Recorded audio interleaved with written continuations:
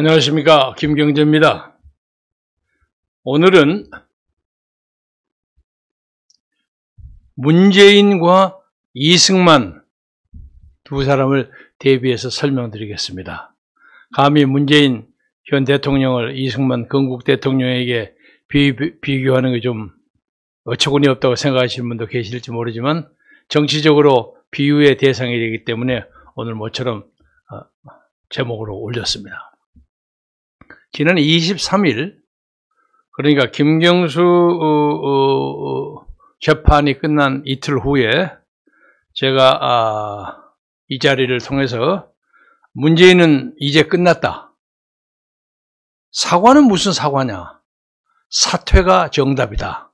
하는 내용의 방송을 했습니다. 그런데 25일 날 장성민 전 의원이 김경수 대법원 판결은 문재인의 당선 무효 판결이다 하는 성명서를 냈습니다.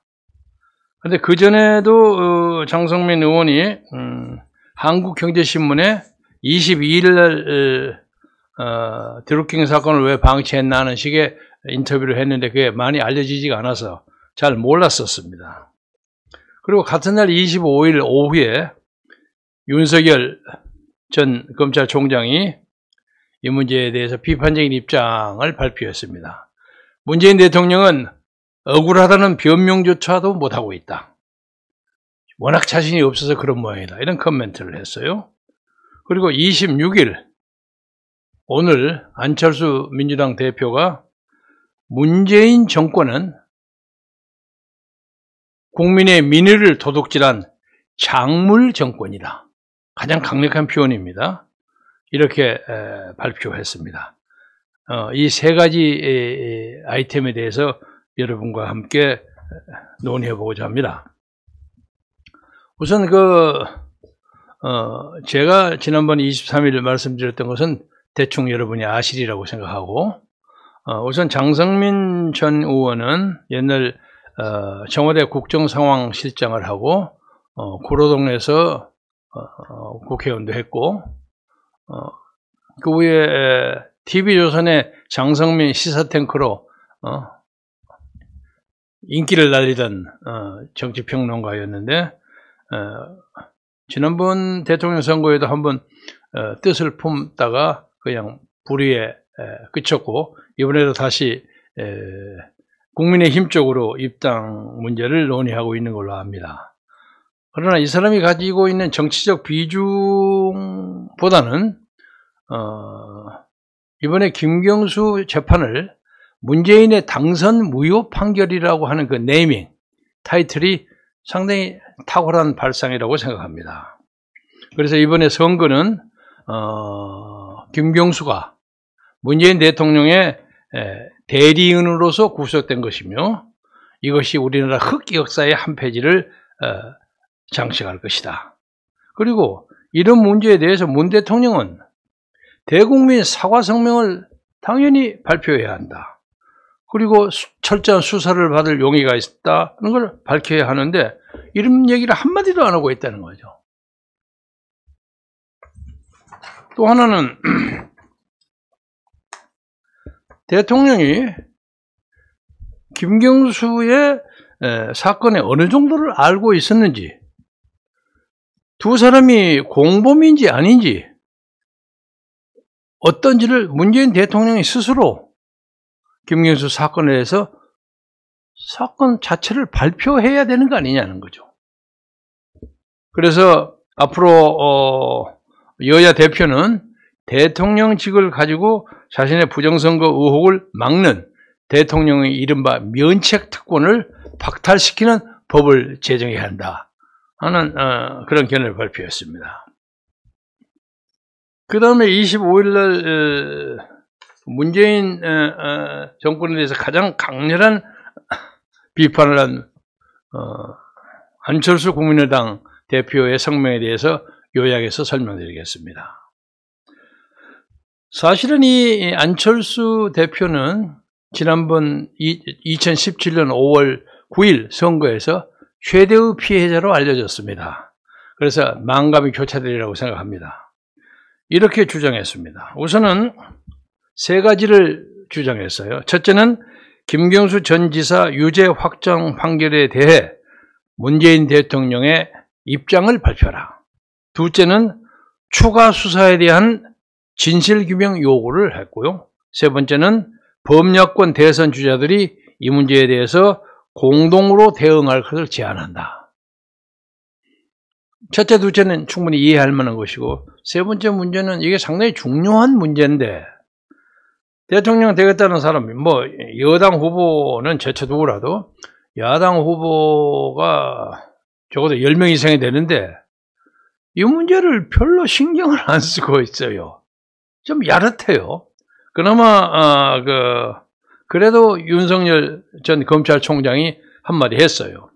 한마디 했는데, 이런 사건에 대해서 사과 한마디도 없이 침묵으로 일관하는 문 대통령이 참으로 뻔뻔하다. 이런 표현을 썼습니다. 그래서 2017년 5구 선거는 완전한 부정선거다 이거죠. 선거에 정통성이 없다 이거예요. 따라서 그 선거 결과로 당선되어 가지고 지금 대통령직을 수행하고 있는 문재인 정부는 정통성이 부족한 것이 아니라 정통성이 아예 없다고 주장합니다. 처음부터 정통성이 존재하지 않았다는 것이 안철수 대표의 주장입니다. 그래서 이 문제에 대해서 문재인 대통령이 침묵을 지키고 있는 것은 스스로 떳떳하지 못함을 스스로 인정하는 결과가 아닌가. 그래서 이 문제에 대해서 대통령이 몰랐을 거라고 얘기하는 것은 천하가 웃을 일인데 이 문제에 대해서 의견을 발표해라. 그리고 지금까지 쭉 보자면 문재인 대통령은 자기 친구인 그 울산시장 송철호 시장 선거, 그리고 무슨 또 당대표도 아닌데도 직접 전화를 걸어서 경상남도의 선거 문제를 아주 퍼펙트 완벽하다고 하면서 칭찬했을 정도로 선거 과정에 대해서 세세히 챙기는 그런 습성을 가지고 있는 분입니다. 이런 분이 자기의 명운이 걸린 대통령 선거에 대해서 모른 척한다? 이건 말이 안 된다 이거죠. 더더구나 그 책임자가 바로 항상 자기를 24시간 붙어서 자기가 귀를 장악하고 있는, 그렇죠? 가장 가까운 측근 수행실장이 그 책임자인데 그 얘기를 한마디도 안 했다는 겁니까? 말이 안 되죠. 만약에 이 김경수 지사가 전 지사가 됐네. 지사가 문재인의 오른쪽 귀 쪽에서 항상 얘기를 했다고 하면 문재인 대통령 오른쪽 귀는 먹은 겁니까? 안 들을 수가 없다는 얘기죠. 그래서 억울하면 억울하다. 인정하면 인정한다.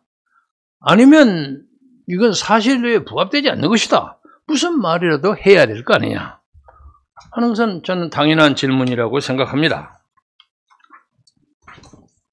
그래서 안철수 대표는 첫째로 드루킹이 주도한 친문단체이자 김경수 전 지사의 범죄와 직접적인 연관성이 의심되는 소위 경인선의 범죄 연루 문제를 조사해야 된다는 거예요. 경인선에 대한 수사는 하나도 이루어지지 않았다는 거죠. 그리고 그 경인선이 그렇다면 왜 대선 과정에서 대통령 후보 부인께서 만인이 지켜보는 체육관에서 경인선을 외치면서 경인선으로 가자 하고 그렇게 찾아다녔는지 그것도 설명해 주어야 한다는 겁니다. 둘째는 신속한 수사와 증거 보존이 필요했던 드루킹 사건에 대해서 왜 늑장 수사가 이토록 계속 질질 끌면서 마지못해서 할 수 없이 이루어졌는지에 대해서도 철저히 규명해야 한다는 거죠. 세 번째는 이 드루킹 조직 이외에도 제2, 제3의 드루킹 조직이 많이 있을 겁니다. 존재했을 것이라는 게 합리적인 의심인데 지금 현재 그것이 있느냐? 그것이 가능하고 있느냐? 앞으로 그런 비슷한 작업을 할 준비를 하고 있느냐? 이 문제에 대해서 국정의 책임자로서 밝혀야 한다는 뜻입니다. 저는 이 합리적인 주장이라고 생각합니다. 우선 안철수 대표가 이 문제에 대해서 최대의 피해자라고 여러분이 얘기를 많이 들으셨죠? 이 표에 나와 있습니다. 표가 아니, 2017년 4월 5일부터 여러분이 보시는 표의 왼쪽입니다. 5월 2일까지 30일 동안의 지지율 추세입니다. 그러니까 4월 4일, 5일 사이에 조사가 다자대결 지지도 추이가 문재인 38.4%, 안철수 34.9%. 그러다가 쭉 와서 4월 15일, 16일 경에는 문재인 38.5%, 안철수 37.3%. 뭐 아주 근접하죠. 1.2% 차이인데 이건 뭐 그야말로 넥 투 넥이라 그러죠. 소수점 이하에 그냥 이건 얼마든지 바꿔줄 수 있는 겁니다. 사실상 같은 수라고 생각해야 합니다. 그리고 난 다음에 드루킹의 이 작업이 막 왕성하게 시작된 그 후로부터 4월 23일, 24일에 본격적으로 댓글 공작이 시작됐습니다. 그래서 문재인은 39.8%로 오르고 안철수는 29.4% 똑 떨어집니다. 보이죠, 여러분? 그래가지고 5월 1일, 그러니까 5월 9일 선거의 일주일 전입니다. 문재인은 여전히 39.3%고 안철수는 21.8%로 추락해버립니다. 얼마입니까? 18%에, 아니요, 그렇죠. 17.7%예요. 거의 18% 추락해버립니다. 그리고 그 사이에서, 홍준표는 좀 올라가서, 이제 상대적으로 안철수에 떨어진 표가, 문재인 쪽으로는 가지를 않고요. 그렇죠? 문재인 쪽으로 가봤자 뭐 1% 내외니 그건 무의미하고 그 표가 거의 대부분이 홍준표에게로 간 겁니다. 그리고 그 다음에 심상정도 좀 올라가고 그러니까 안철수에 대한 네거티브가 막 시작되니까 안철수에 대해서 실망했던 중도 보수층이 안철수 지지를 철회하고 차라리 문재인을 찍지 못할 바에야 다른 거 찍자 해서 거의 이쪽부터 시작했으면 그러니까 3월 15일, 16일에 7.4%였던 홍준표가 16%로 올라갔어요. 그러니까 거의 10%가 올라가죠. 안철수에서 떨어진 표가 이리 간 겁니다. 그래서 안철수가 억울할 만합니다.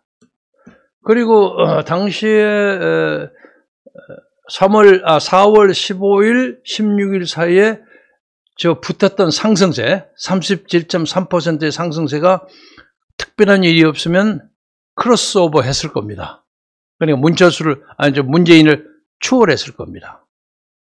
그래서 드루킹과 김경수 등등의 패거리들이 안철수를 무자비하게 잡았습니다. 여러분 기억하세요? 그때 신문 같은 인터넷 같은 거 찾아보세요. 엉망으로 만들었죠, 안철수를. 하도 하다 보니까 우리 같은 사람도 정말 안철수가 이랬나?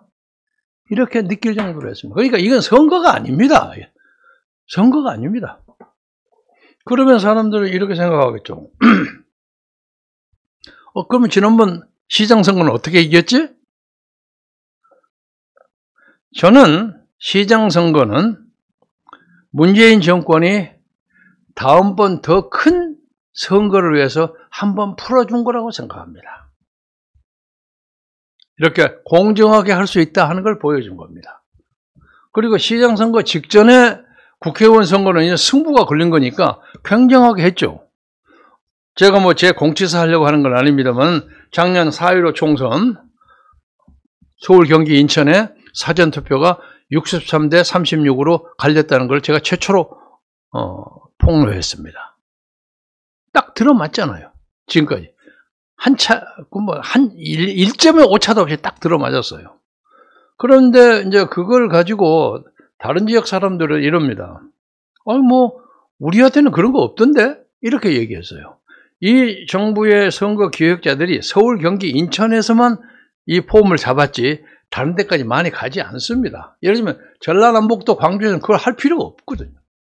그리고 대구, 경북 이런 데, 경남, 부산 이런 데서도 특수한 사람에게만 몇 사람 잡지. 예를 들면 홍준표 같은 사람은 그냥 버려두는 거예요. 놔두는 게 낫습니다. 그런 전략적 사고가 있습니다. 예를 들면 강원도에서는 김진태 같은 사람 잡아갔죠. 그래서 중요하고 아주 의정활동 잘하는 사람이 턱없이 깨졌어요. 인천에서도 뭐 민경호 의원이라든가 안상수 의원이라든가 이런 사람들 아주 겨냥해갖고 잡았어요. 그래서 180석을 확보해 놓고 슬그머니 책임자들 도망가 버리지 않았습니까?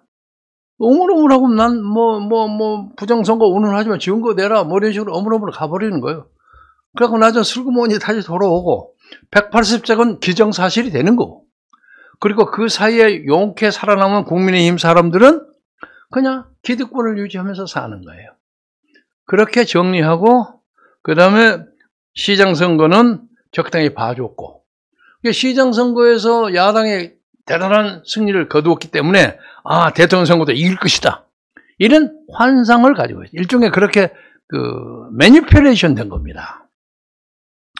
그래서 내년 대통령 선거, 3월 9일 대통령 선거는 우리가 가장 좋은 야권의 단일 후보를 만드는 것도 중요하지만은 선거를 관리하는 거, 선거 개표, 투표하는 거, 이것을 정확하게 하지 않으면 하나만 하는 선거입니다. 그래서 예를 들면 장성민 전 의원의 주장, 일방적인 주장이긴 합니다만 이런 말을 했어요. 장성민은 윤석열 전 총장에게 대해서 당신은 중앙지검장으로서 왜 이 문제를 자세히 조사하지 않았느냐, 그 이유를 밝혀라. 그러니까 윤석열 아까 전 총장은 문재인 대통령을 좀 비판하긴 했습니다만은 그렇게 아픈 비판이 아닙니다. 누구든지 할 수 있는 거죠. 억울하다면 변명 요청 못하고 있다. 그렇지만 그 선거 자체가 엉터리라는 말은 안 한 거예요. 그래서 문 대통령이 더불어민주당 대표 시절인 2016년 9월 3일 충남 서산의 서해안 청소년 수련원에서 열린 문펜 창립 총회에 참석을 해서 뜬금없이 온라인 선풀 운동을 촉구했다. 이건 뭐냐면 온라인에 댓글을 많이 올려라는 겁니다. 서운한 댓글.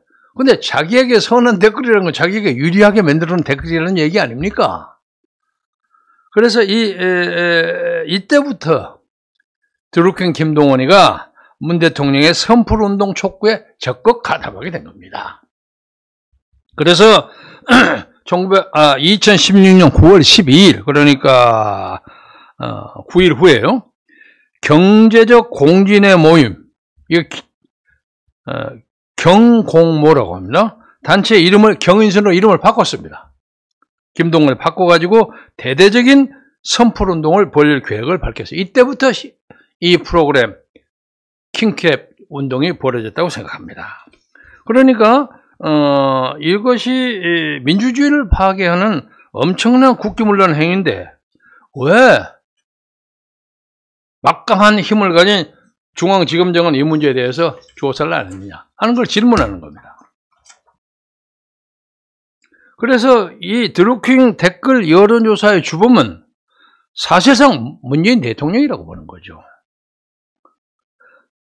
그래서 윤 전 총장도 이 문제에 대해서 책임을 면탈할 수 없다 이거죠. 당시에 서울지검장으로 엄청난 사건 책임을 지고 있었지만 사건의 전말을 파헤치지 못했다고 시작했다. 그래서 장성민 전 의원은 당시 드루킹 수사를 방치한 이유가 어디 있었느냐, 증거 부족이었느냐, 아니면 청와대 눈치를 보기 위한 것이냐, 이것을 윤석열 후보가 전 총장이 정확하게 밝히는 것이 필요하다고 생각합니다. 그런데 이런 방법은요, 그때뿐만 아니라 지금도 계속됩니다. 여러분 표를 보십시오. 지난번 며칠 전에도 제가 이거 맨 위에 것을 표시를 했는데 이것이 2010년 작년 한 해 동안에 잘못했어요. 2020년 우리 김 부장이 잘 고쳐지는군요. 2020년 작년 한 해 동안에 구글이라고 여러분 아시죠?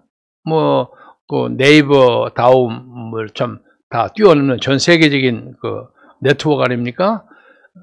각국 정부가 구글에 대해서 컨텐츠 올린 것에 대해서 삭제를 요구하는 건수가 대한민국이 저렇게 많습니다.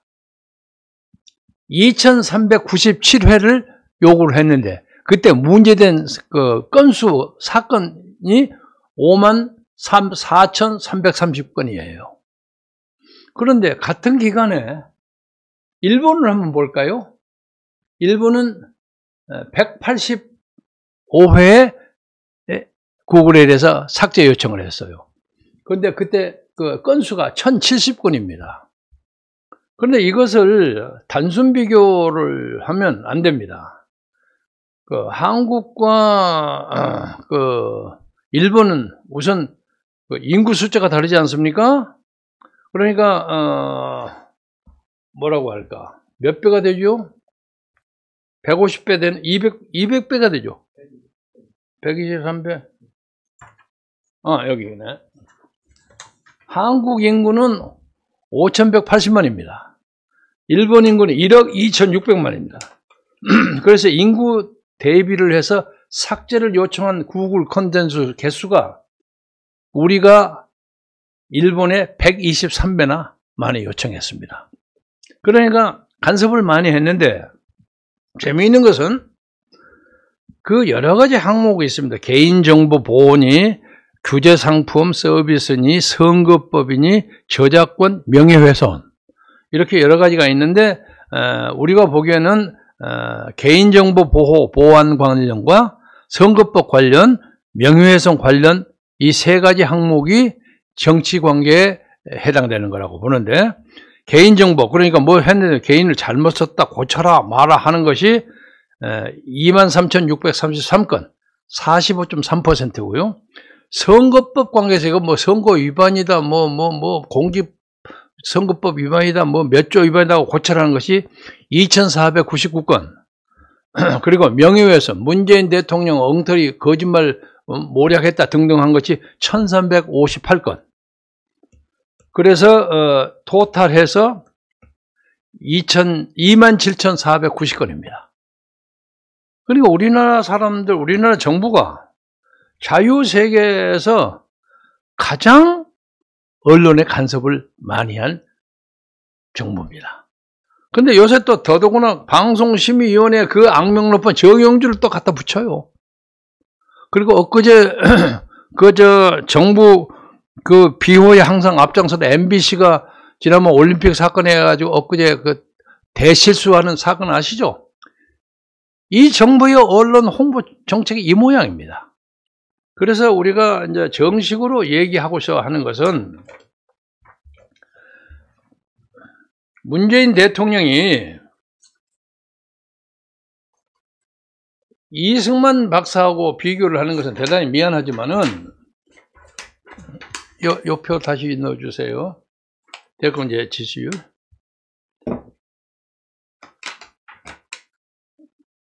이승만 박사가 1960년에 3.15 부정선거 관계에서 하야하지 않았습니까? 저는 그때 대학 1학년이었습니다. 잘 압니다. 아주 잘 알고, 당시에 경무대 앞에까지 막 가서 막 뭐 이승만 하야하라, 이기봉, 사퇴하라, 뭐 이런 얘기를 막 많이 해가지고, 그때 경찰들한테 총을 맞아서 경무대 앞에서 74명인가가 총살당했습니다. 그런데 그때는요, 솔직히 말해서 이승만 박사에 대해서는 그렇게 적의감이 없었습니다. 왜냐면 이 박사는 유감스럽게 불행하게도 조병옥 박사 후보가 돌아가시게 돼가지고 단일 후보였어요. 그러니까 투표하고 뭐 부정선거고 사실 그걸 할 필요가 없는 입장이었어요. 단독 후보니까. 그런데 문제는 부통령으로 입후보였던 이기봉 씨가 당시에 야당 후보로서 굉장히 인기가 있었던 장면 후보에 비해서 이 개임이 많이 떨어져요. 그러니까 이걸 사실은 무리하지 않게 하면 이승만 대통령, 장면 부통령이 되는 거예요. 그런데 이기봉 씨가 이걸 가로채려고 그냥 여러 가지 투표 부정을 최인규나 이런 내무장관을 통해서 많이 시도를 하다가 걸린 겁니다. 그렇게 된 겁니다. 그러니까 이건 엄밀하게 말해서 이승만 자신의 책임은 아닙니다. 밑에 부하를 잘못 두는 책임이죠. 그럼에도 불구하고 이 박사는 4.19 다음 일주일 후인 4월 26일 날 국민이 원한다면 하야한다 하고 물러났습니다. 그런데 문재인 대통령은 지금 여러 가지로 봐서 본인이 주범이거나 아니면 간접 정범입니다. 이 사건에. 이 사건의 최대 수혜자가 누굽니까? 문재인 대통령이에요. 그러니까 이거에 뭐 김경수가 2년 가서 고생하고 살면 나는 모른 척하고 남 얘기처럼 그렇게 하면 안 됩니다. 본인에게 내려진 판결입니다. 그래서 저는 무슨 누가 사과하라는 뭐 성명 내고 사과가 무슨 사과? 내가 그랬어요. 무슨 뭐 사과를 해요 여기서. 당연히 사퇴해야지. 그러나 저는 자유주의자로서 혁명적 사태가 우리나라에서 벌어지기를 원치 않습니다. 그래서 임기도 얼마 남지 않았고 그렇기 때문에 지난번에 대통령에서 조금 빨리 직을 물러나고 국무총리에게 대통령 권한대행을 시켜서 옛날 이승만 물러나고 난 다음에 허정이 과도 내각 만들어서 수습하지 않았습니까? 그런 식으로 정리할 만큼 한국 사회가 심각한 단계에 와 있다. 이 말씀을 드리고 이와 관련해서 지금 내년 3월 9일 대통령 해보겠다고 나서는 사람들이 이 시국의 중대함을 몰라요. 어이가 없어요. 특히 제가 좀 개인적으로 실망한 것은 윤석열 전 총장 과감하게 나섰어요. 과감하게 나섰어요. 이거 적당히 어물어물하다는 안 됩니다. 뭐 난 다른 사람에게 크게 기대하지 않겠습니다. 최재형 전 감사원장 아니 홍준표 전 대표는 뭐 하는 겁니까? 나서야지 당연히. 그래서 내년에 대통령을 하고 싶어하는 야당의 대통령 예비 후보들 다 모아서 공동 대응하고 그리고 공동 정부를 수립한다는 그런 자세로 이 문제에 대처하는 것이 우리가 역사를 올바르게 사는 방법이라고 생각합니다. 그래서 때로는 바빠서 깜빡 좀 스치고 지나갈 수도 있습니다. 그래서 여러분들이 이 문제에 대해서 오늘이라도 당장 회의도 소집하고 서로 소식을 전달해 갖고 만나세요.